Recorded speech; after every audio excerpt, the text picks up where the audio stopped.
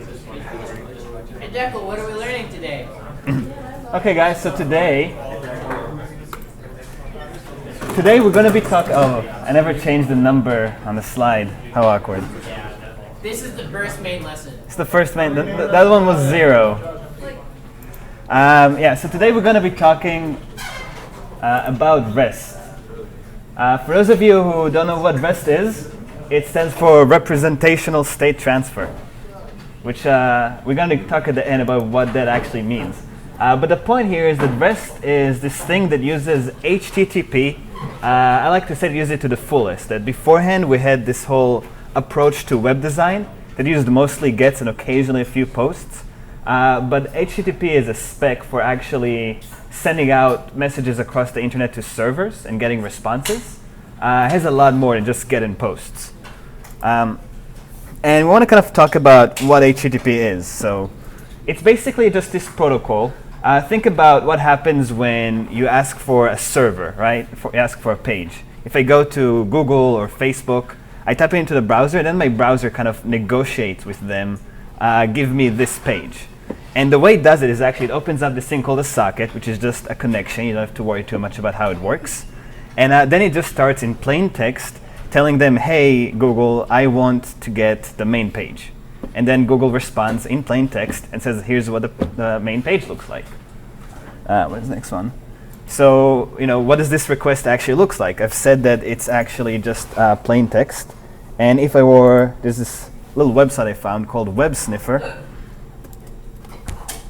that's going to load in just a second. That the reason why I want to show it to you guys is because it's actually going to show me more or less exactly what my request looks like. So if I say go to google.com, then here's my request. All that it is just, it starts off saying get, which is what I want to do. I want to get some sort of page.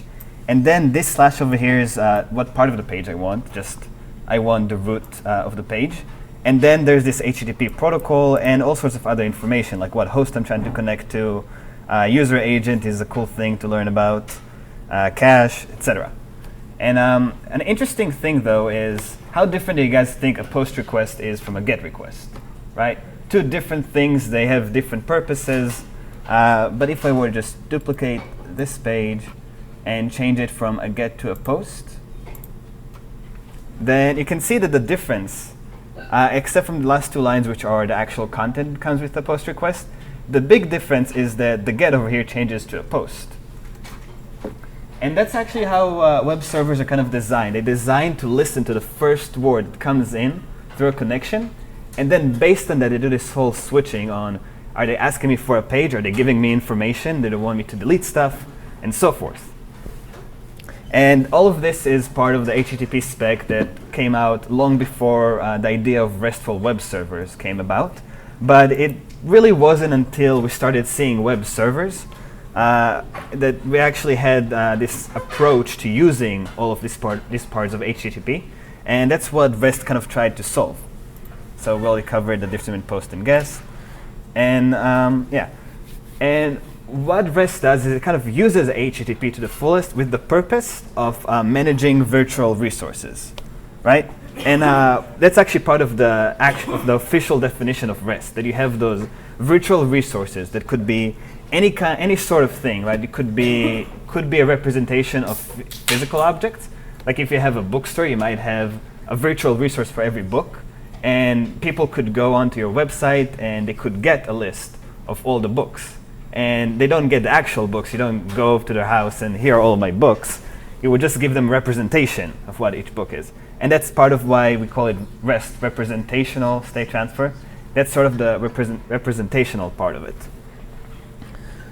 And there are all sorts of things we can do with these virtual resources. We can create new ones. Because it's virtual, it doesn't cost us anything except from server costs to create a new one.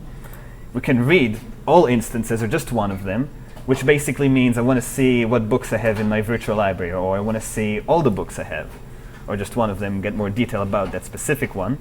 We can update, maybe there's a new edition of a book, or maybe a book changed title. And because it's only a virtual representation, we might just have a mistake in our database we want to update. And we can delete. And these four together create CRUD. Yeah, but the nice thing about the four kind of CRUD actions is that they correspond to HTTP verbs. And if I go back to the web sniffer page, you can see they have get, post, head doesn't support it. Well, that's weird. I guess I'll have to use Postman. So this is called a REST client. And it's called a REST client because it lets me interface with the REST server. It's a Chrome extension called Postman. You can install it the same way you install normal Chrome extension. And the nice thing about it is that I give it what URL I want to interact with. And then I have all these different verbs I can use in HTTP. And the ones that I want to talk about are the main ones that are usually get, post, put, and delete. And these four kind of match up with HTTP.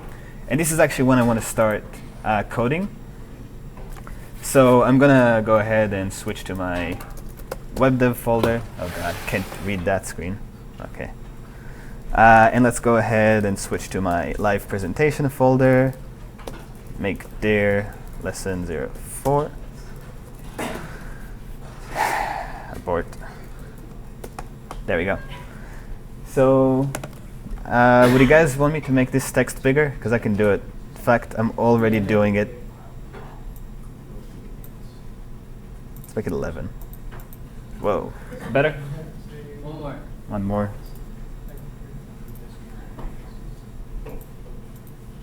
Better? Is that good for you guys in the back? Can you guys read it? Do I have to give you guys a reading test? The cover one of your eye, first letter. What letter is this? It's an E. Good job. Yeah, so let me actually go ahead and I want to copy over bottle.py. Let's actually download it again. If you don't know where to get down bottle.py, just bottlepy.org/bottle.py. And you could right click and save as. And I want to save this one into WebDev live lesson 04. And once this is in the same folder, there you go, as bottle.py. And now if I check this, yeah. And now I can see the content of the folder right now is just this bottle.py. And once it's in the same folder as the one you're working in, you'll be able to import this into your Python files, which is what we want to do. So I'm going to go ahead and create my app.py, aptly name. I need to create it. Oh, every time. Yeah, and let's actually start coding. So first thing I want to do is import bottle. And all I really want from it right now is just this route. This route decorator and the run function. And once you have that, you can actually just run bottle.py. And this is all stuff we went over in the first meeting, which we're actually going to be recording soon and re-uploading for Prosperity. And once we do that, we can actually define our basic route as that. Call it index, takes no parameter, and it just returns hello world. Any misspells yet?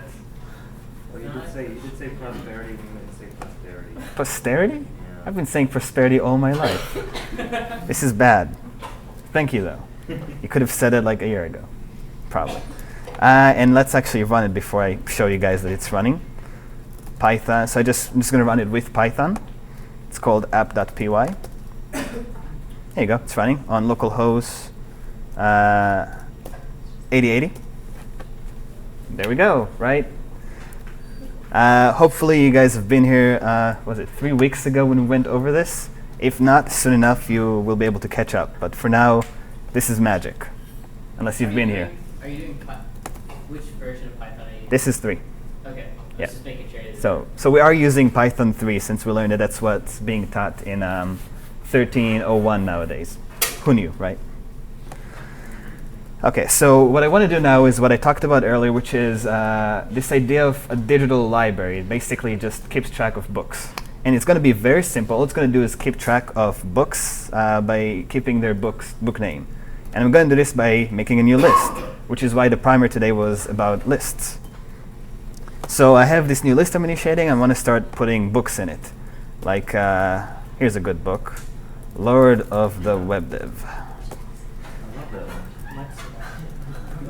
Here's another one, Hitchhikers. Hitchhikers. Did I? Hitchhikers. That's right. What?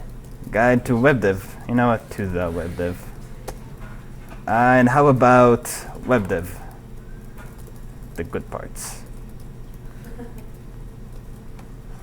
There we go. So we have a list. Python basic list. Haven't done anything weird. And let's add a pizza counter.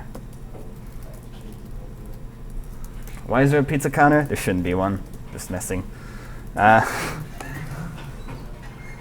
now I want to add a second route to the main index function, which is that if I go into /books on my website, I see it.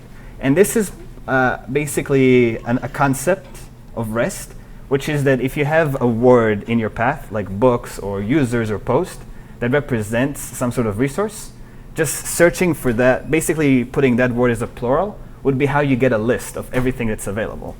So it kind of makes sense that this would be where we, I'm just going to put a placeholder. Return a list of all the books. Pretty simple. For now, I'm just going to do that because I want to add a second route before I actually implement get, which would be books/book ID. And this will be another function definition. I'm going to call it view book. And it's going to take this book ID parameter I created. And for now, we're just going to return, this is where I return a specific book. And the reason why I'm only going to have a placeholder right now is because that if I go back to my slide, the first slide isn't how to get, it's how to post. Because I'm going by CRUD order, because I wanted to use the word CRUD again. And so I'm actually going to start off with implementing a post on /books. And the way you do it is you just do the exact same thing as we did over here a few lines earlier, except that you add a second kind of named parameter, which is just going to be method equals post. And this one needs its own thing. We're going to call this one add book, something beep. Okay. And it doesn't take any information. This is where I add a book. Pretty good. And I can actually run this one. Let me see if I can minimize this one while still maintaining legibility. Let me go ahead and restart my web server and go back over here so you could look at it. And yeah, so if I just go to / or no one can read that. You know, I'll just change to that. So much better, right? Oh yeah. So if I go to 8080/books, then this is where I return a list of all the books, /books/some sort of ID. This is where I return a specific book, and now post. This is where I want to use this REST client I mentioned earlier. There's a lot of reading you can do on what REST clients do, or you could just play with it. But if I go to 8080/books, and I post something to it, then it's going to return this is where I add a book. So we have kind of like a path set up so that we could read books, read a specific book, or add a new book to our list. And I'm going to go back to just the code. Oh, here we go. This is what I want. I'm going to go back to just the code, and I'm actually going to write some code that uses it. So remember how I said earlier that the differences between a post request is that, I'm going to give me a second, I'll get back to you. The difference between a post request and a get request is, of course, the word get and post are switched in the actual request. And then the second thing is that a post request has this additional thing called a payload, which is basically plain text information that we want to give the server along with a request so that it knows what to do, right? If I want to add a book, I can't just go up to some library and say, hey, add a book. I better give them the name of the book. Makes sense. Same concept goes to web server. We can't just tell it to add something and expect it to read our mind, kind of like what we want to add. We need to tell it what to add. And Felipe, you had a question?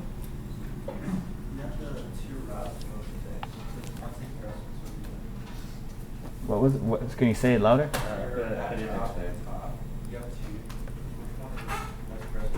Yeah. So this is I don't think I did it. I may have went over this a little bit last time, but the idea here is basically, these are called function decorators. Well, he's just asking which one takes precedence. Oh, I don't know if they both kind of, the way it works is that both of them lead to that, so that this one works and then /books work.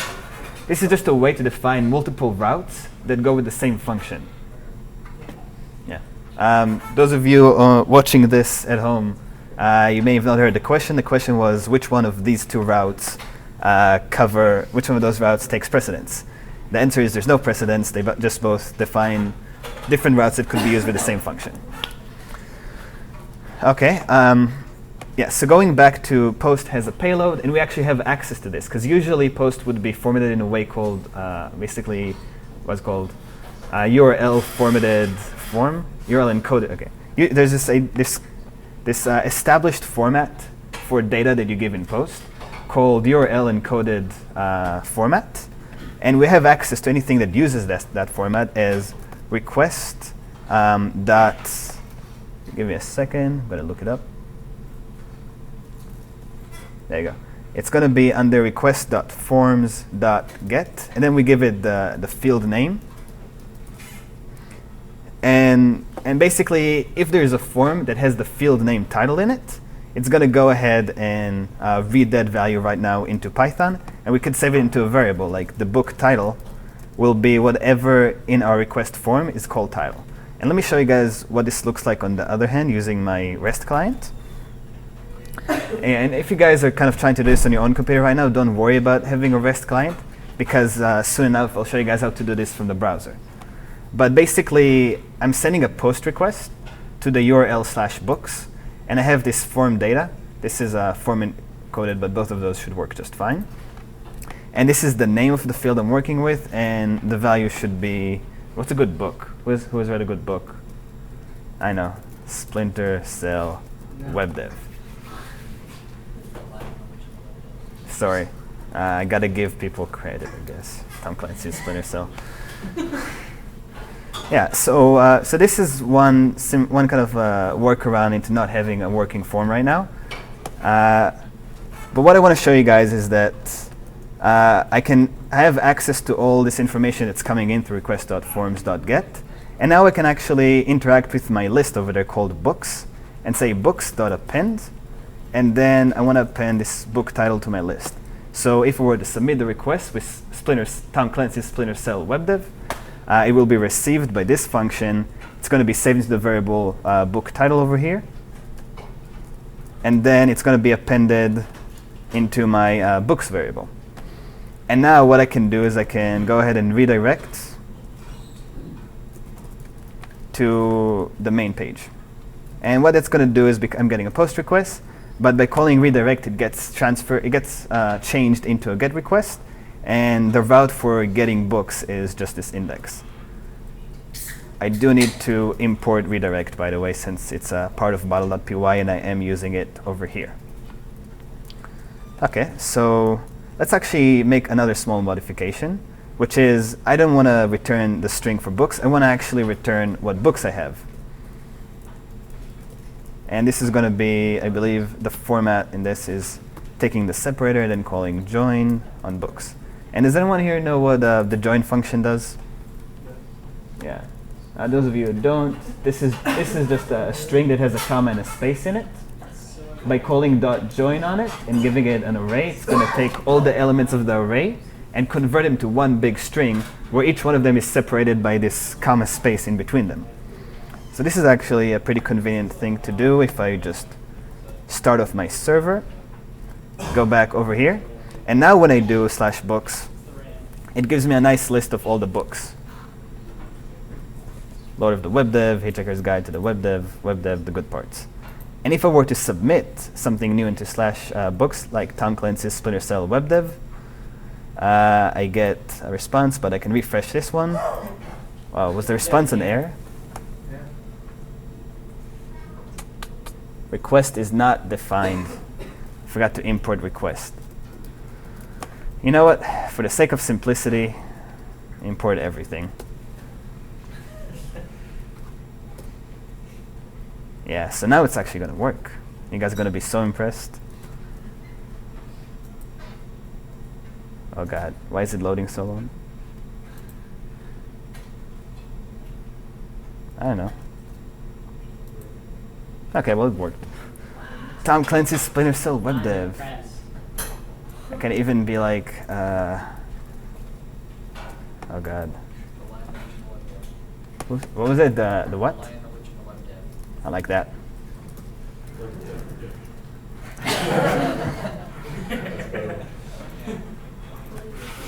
Go. Redemption.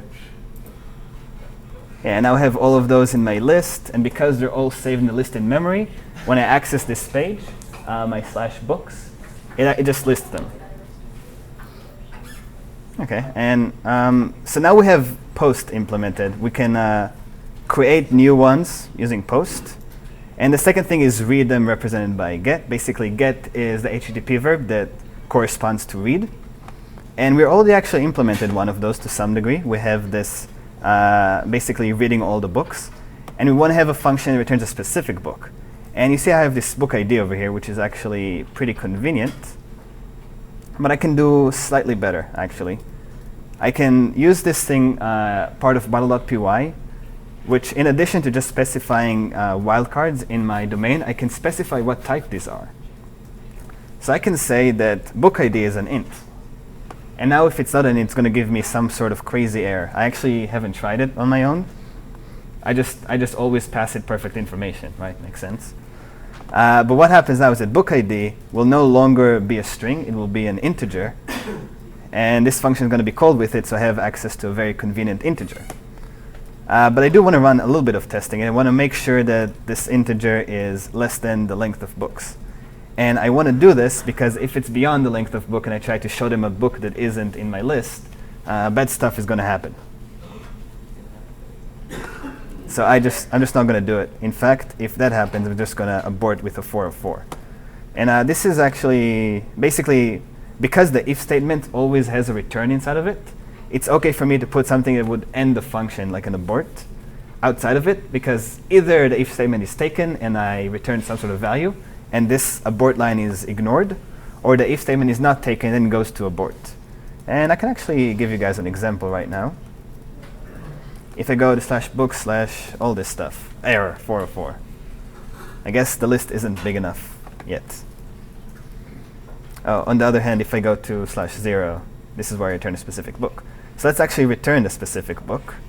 And I'm going to do that by returning, yeah, I noticed that, book/book ID. Pretty simple. Let me go ahead and restart my server. And I'll try to keep the code visible. There you go. So this is my function. And now books still works. And books0 returns just Lord of WebDev. Book of 2 returns WebDev, the good parts. And I can even use, you may have noticed, by the way, that my previous additions were all deleted because I restarted the web server. And it's only kept in memory. It's not actually stored anywhere. So every time you restart the server, everything is going to go away. But I can just send these again. And here they are, the WebDev redemption. And I can actually go into ID3 and check it out. That's our book. Bestseller. Yeah, so now we have basically all the things we kind of want to talk about for get implemented. You could get a list of all the books or just a single book.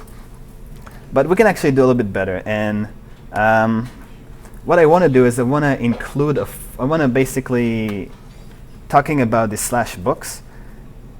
I mean, this is, I guess, pretty good representation of all my books. It's just a list. But we are dealing with a web browser, so let's go ahead and send it, an HTML list.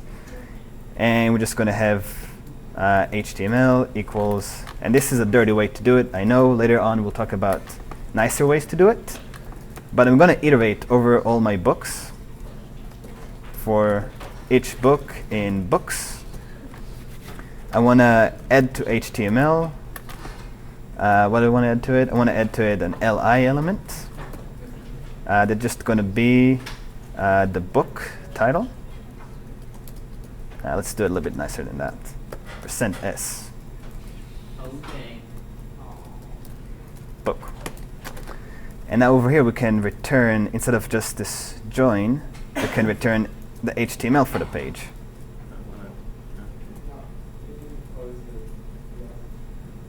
Did I miss something? Post the URL. Oh, wow. Nice catch. It would still work. It would just be terrible. And I would probably be like thrown away from some secret society I'm in. So secret I don't know about it. But yeah, it's a nicer list, right?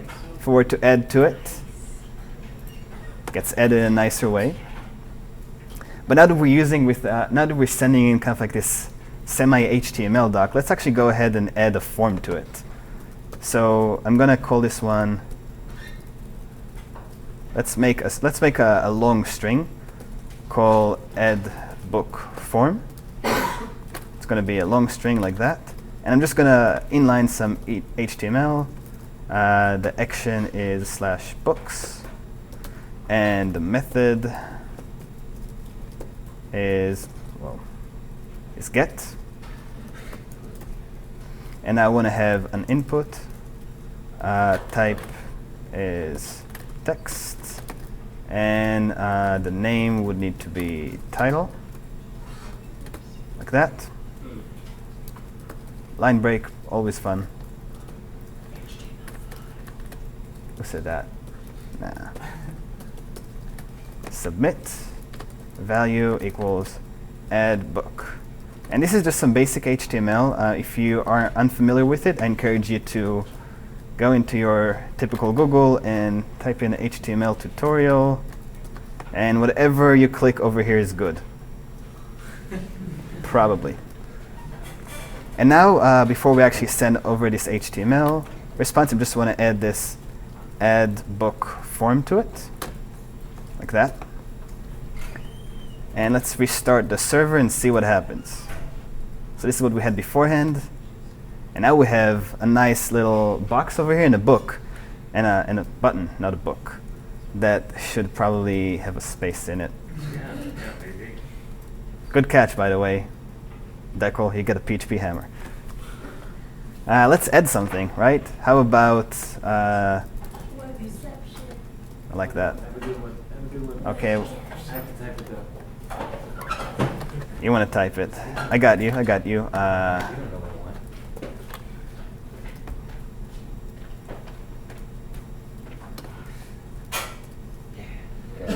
Oh, God.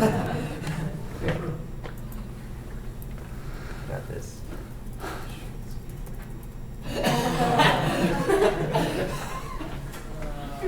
Doesn't say WebDev. Wait. Hey.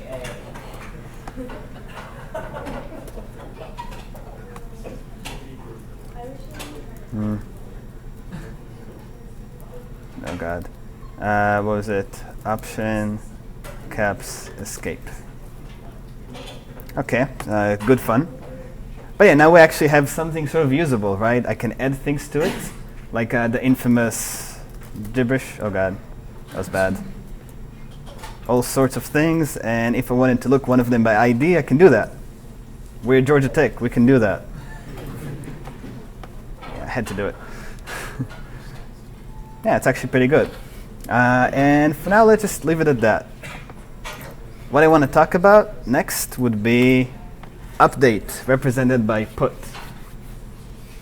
And there's actually a logical place to put it. Joke.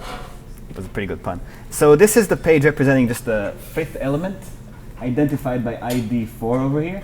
50 shades of A. But wouldn't it be nice if we had an edit form over here? Yeah, it's a good time to say yes, nice. Deco. Would be nice. It would be so. It would be nice. That'd be okay. It'd be okay. So let's actually copy this whole form, make a second form, and instead of we just gonna call it edit book form, and it actually looks almost the same. We just want to change our method to put. The URL is going to be some sort of ID, so I'm going to leave it as kind of like a parameter for now. And yeah, all of it the same. Just change this one to edit. And then I want to have Where is it? In this book. Instead of just returning the book, let's create a string. Book name. Now let's actually call this one HTML just like before. It's going to just be a p tag containing this string. Book ID, and basically just taking the name of the book and sticking a string that has a p tag in it. And I want to add this thing, my what was it called? Edit autocomplete. I love it. See, I'm not misspelling as much anymore because I have autocomplete. Return HTML, and let's update. Let's restart the server. And look at this page again. Right. Doesn't exist anymore. But we can edit WebDev the good parts, right? We can say wetly. Wet. So what's this? Error. What? I may have forgotten to add this little thing over here. So remember how in this form I have this kind of like Python wildcard that needs to be completed later?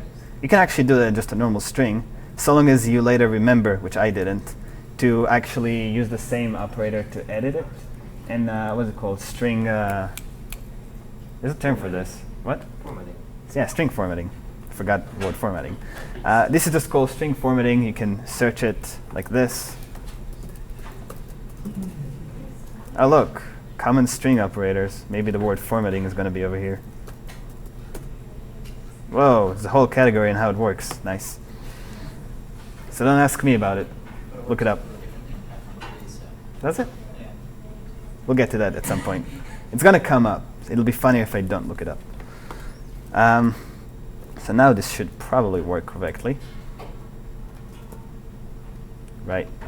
Still? JavaScript the good parts. Wetly. Wet. And yeah, it didn't change. Does anyone here know why it didn't change? I know. This is actually not an unintentional mistake. This is an intentional one. Web browsers don't implement put.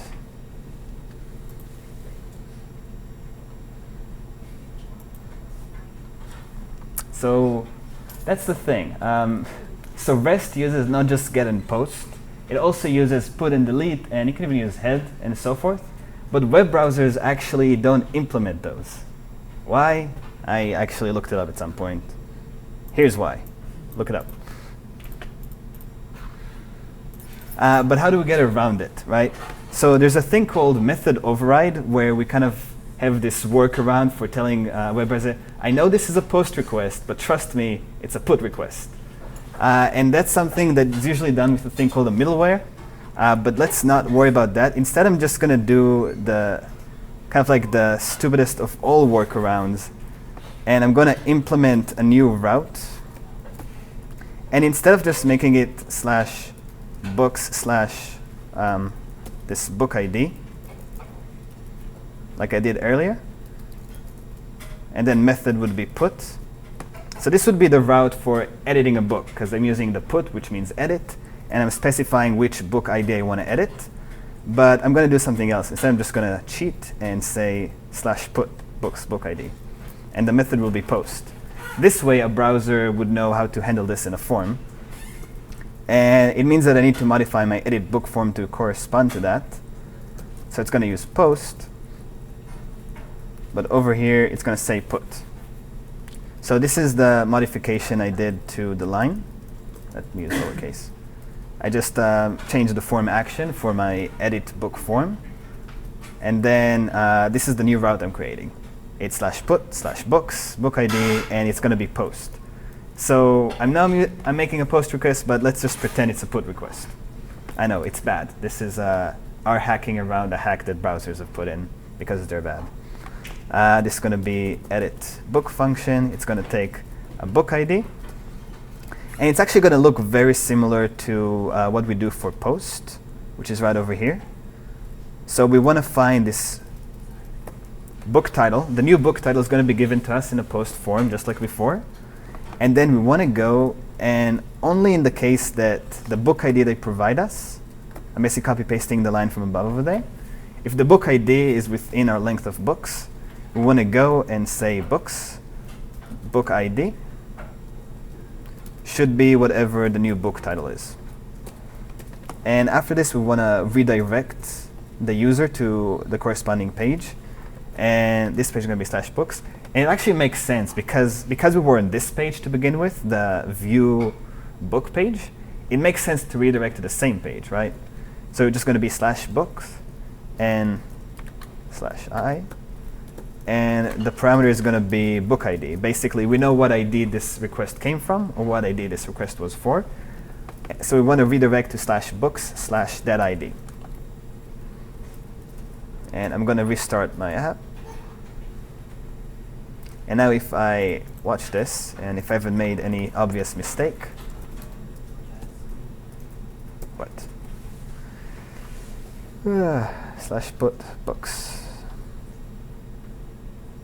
Books/put, oh wow. Yeah, this was, so what I did here is in my form, I need to use what's called an absolute path instead of a relative one. Otherwise, it just tries to add put to whatever the previous URL was. So if you've copied this mistake from me, fix it. I'm going to go over here and go back one. And now,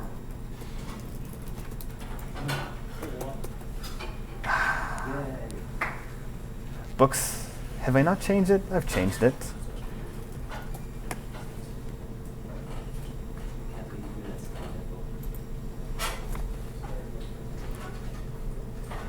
Okay, so this isn't changed. Why hasn't it changed? Did I not do that?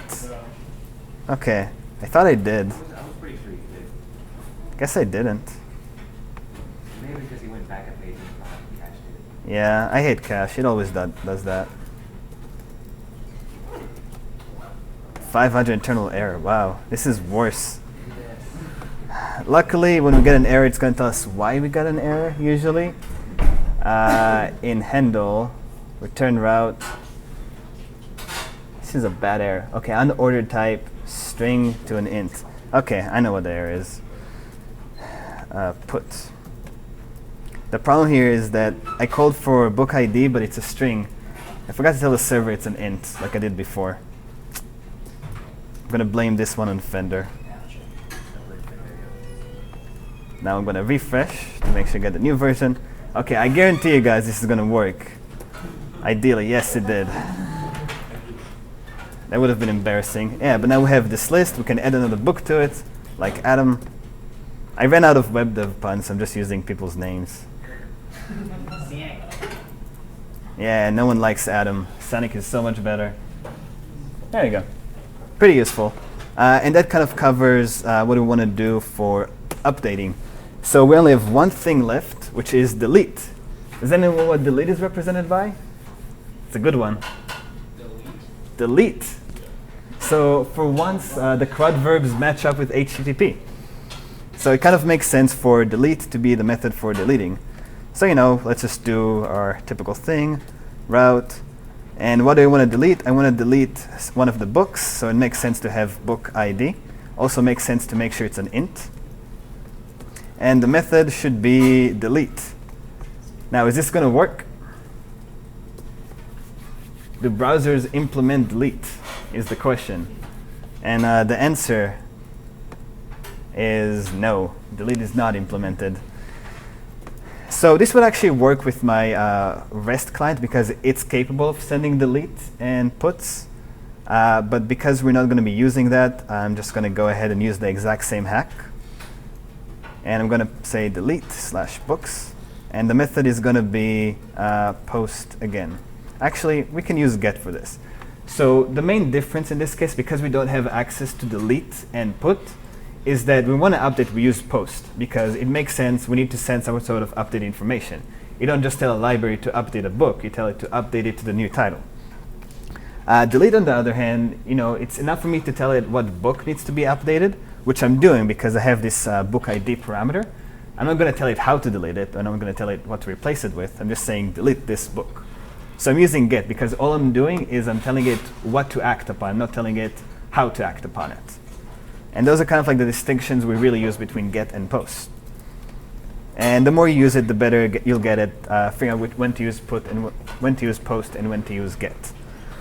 So this is going to be delete book. It takes a book ID. And this is actually the shortest function. All I want to do is I want to make sure that this is a book that I actually have. And then I want to say delete books at book ID. And redirection. So earlier I redirected to the same book, but now the book doesn't exist anymore. So we're just going to redirect it to the main page /books. And we kind of want to have another sort of form. So I'm going to copy edit. I'm going to call this one delete. And it's going to look the same, except there's a delete over here, some sort of book ID. Method is get to match up with what we did earlier. And we don't need any information. We just want a button that says delete book. And we can actually add this form to our book page over here. So we just take HTML, delete book form. Call it book ID. Actually, do we? Yeah, we do need it.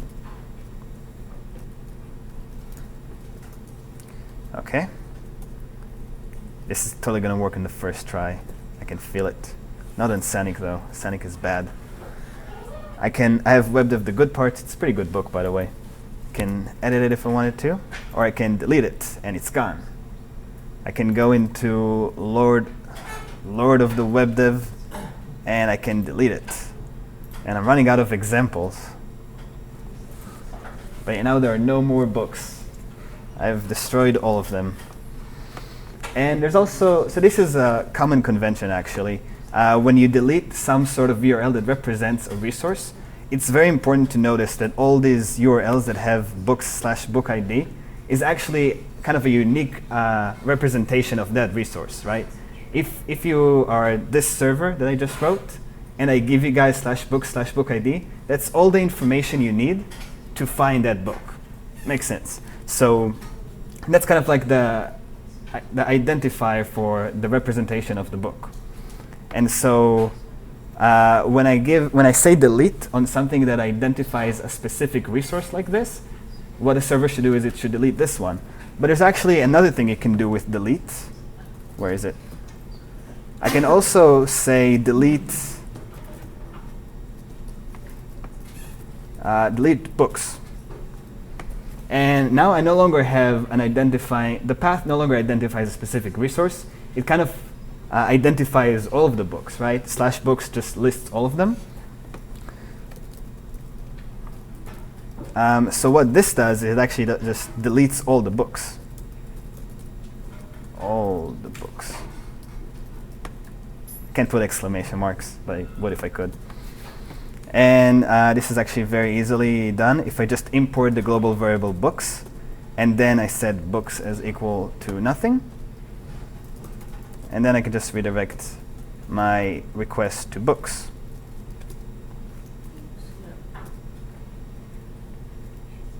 Let me show you guys. So if I send a delete request, let me actually add this one. Let me copy this and paste it. Delete all books form. And this is just going to access this. Delete all clear books. And now where do I want to edit this? I want to put it on my kind of like main books page, which is right over here. Delete all books form. Restart my server. Clear books. They're all gone. Oh my goodness. It's bad. They're all gone. That's okay. I got one of them now, so I can delete it. Clear.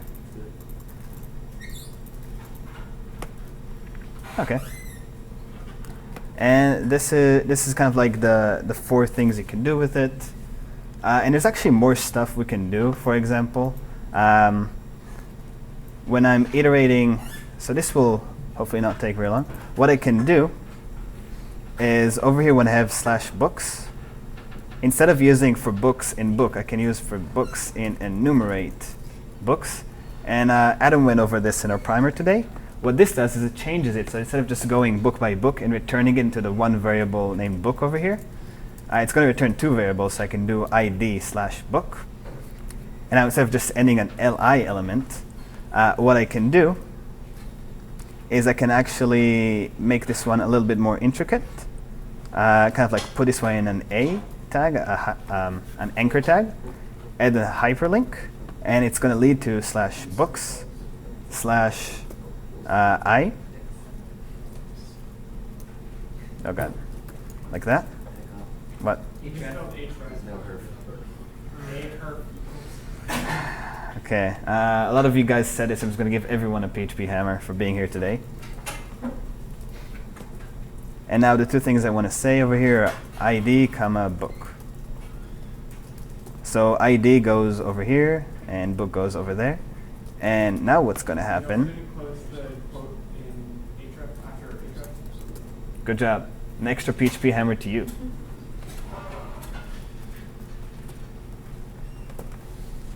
So now these are links, and if I click on them, I can see what they are and I can delete them because I don't like them. And I can do the same thing putting a small form over here, just like a button that says X, and that would be for deleting. But that's kind of silly, I guess.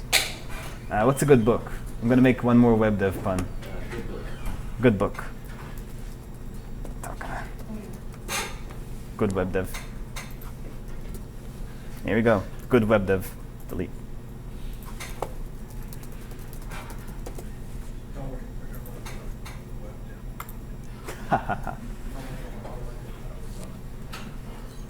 Yeah, so let's go back to what representational state transfer means, right? It makes sense now, right? Representational state transfer. So there are actually two kind of parts to it. The first one is that we talk about transfer of representation of resources. And this is what I said when the URL is kind of like a uniquely identifying it's basically a unique identifier for each book. We call this one a representation of a resource, and we transfer it. So every time we make a request, if it handles a specific resource, then we don't just tell it, do some sort of delete. We tell it delete this representation of a resource, and this is called transferring the representation of resource.